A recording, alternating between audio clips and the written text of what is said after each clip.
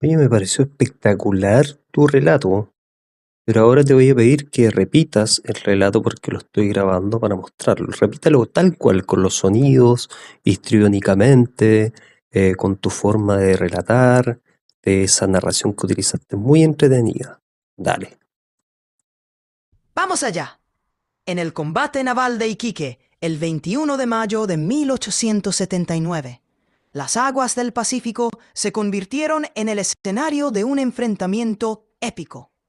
El monitor peruano Huáscar, al mando del audaz Miguel Grau, se enfrentaba a la corbeta chilena Esmeralda, comandada por Arturo Prat. El Huáscar, un gigante de hierro, se abalanzaba una y otra vez contra la Esmeralda, que resistía con valentía a pesar de estar en clara desventaja. Prat, en un acto de heroísmo